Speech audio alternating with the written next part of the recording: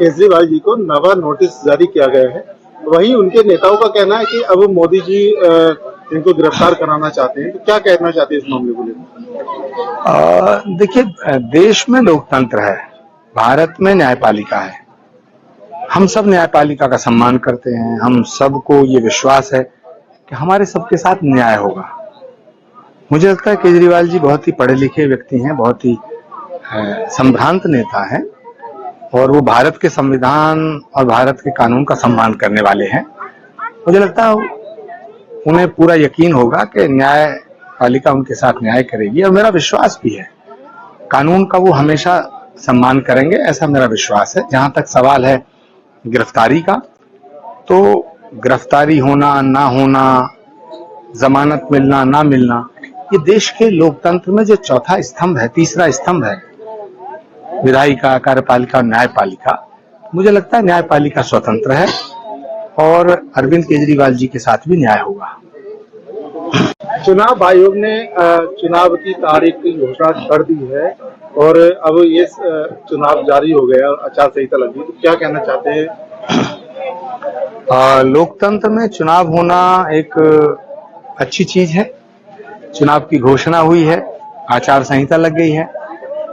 कुछ दिनों तक चुनाव का प्रचार चलेगा, चुनाव में फिर वोट पड़ेंगे, फिर मतगणना होगी, फिर रिजल्ट आएगा। लेकिन रिजल्ट क्या आएगा ये सारा देश। नरेंद्र मोदी तीसरी बार इस देश के प्रधानमंत्री बनेंगे। जम्मू कश्मीर में इलेक्शन नहीं हो रहे हैं, क्या मानते हैं इतना बड़ा फैसला चुनाव आयोग की तरफ से लिया गया है? देखिए, चुनाव आयोग ने जो फैसला लिया है मैं उसका स्वागत करता हूं। जम्मू कश्मीर में जब ऐसे हालात हो जाएंगे, जब चुनाव जरूरी भी है, चुनाव हो सकता है, दो बातें हैं। चुनाव जरूरी है, ये बात पक्की है, लेकिन चुनाव कैसे हो, क्योंकि बॉर्डर स्टेट है, इतने सालों तक, इतने दशकों तक वहां आतंकवाद का साया रहा है। तो मुझे लगता है भारत सरकार और चुनाव आयोग मिल करके जम्मू कश्मीर में जल्दी चुनाव कराएंगे। पर चुनाव कब होंगे, कैसे होंगे, ये फैसला लेने का जो हक है ये इलेक्शन कमीशन का है और हमें इलेक्शन कमीशन पर भरोसा रखना चाहिए। राहुल गांधी जी कहते हैं कि न्याय यात्रा अभी हम खत्म नहीं करेंगे, अभी इसको और आगे बढ़ाएंगे। और जो है दलाली, यानी कि उनका कहना है कि कोशल धरावी और दलाल अडानी को लेकर इस तरह का बयान सामने आया है। क्या प्रक्रिया रहेगी आपकी इस पूरे मामले को लेकर? देखिए, राहुल गांधी जी एक ऐसे नेता हैं जिनके ऊपर अब कुछ भी नहीं कहा जा सकता, कोई टिप्पणी करना व्यर्थ है। सबसे ज्यादा अन्याय कांग्रेस पार्टी के भीतर वरिष्ठ नेताओं के साथ हो रहा है। पहले उन्हें न्याय दिलाने का काम राहुल जी करें, उसके बाद ये न्याय यात्रा करें। और जब इतनी बड़ी पदयात्रा कर ली तो इस बस यात्रा का कोई प्रयोजन नहीं बचता है। तो मुझे लगता है राहुल जी जो कर रहे हैं वो अपने सर्वाइवल की लड़ाई लड़ रहे हैं और लड़ना भी चाहिए, उनको करना चाहिए। पर मुझे लगता है न्याय, संविधान, लोकतंत्र, ये शब्द ऐसे हैं, ये बड़े पवित्र शब्द हैं, बड़े पावन शब्द हैं। कांग्रेस के नेताओं को लोकतंत्र, संविधान और न्याय ये जब कहते हैं तो मुझे लगता है उन्हें अपने अंतर्मन में झांकना चाहिए कि वास्तविक न्याय की जरूरत किसे है। आज बंबई में बड़ी एक रैली की गई है जिसमें गठबंधन के सभी काफी लोग उसमें जो है इकट्ठा हुए हैं। तो क्या कहना चाहते हैं जो गठबंधन अभी लगातार अभी चुनाव आयोग ने अपनी आचार संहिता भी लागू कर दी है? गठबंधन के सारे दल और सारे नेता एक दूसरे को उल्लू बना रहे हैं, एक दूसरे की पीठ में छुरा भोंकने की तलाश में है, एक दूसरे को खत्म कर रहे हैं। सब मिलकर नरेंद्र मोदी को हराएंगे, इनका ये इरादा नहीं है।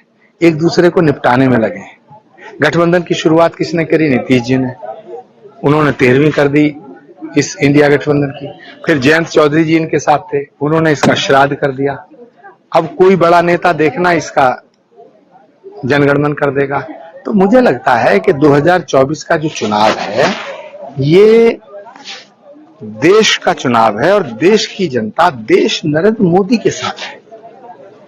24 में तीसरी बार प्रधानमंत्री बनकर नरेंद्र मोदी आए, ये देश की जनता फैसला ले चुकी है और मैं भी इस फैसले के साथ हूँ। आज कल्की धाम महोत्सव पर होली मिलन समारोह किया गया है।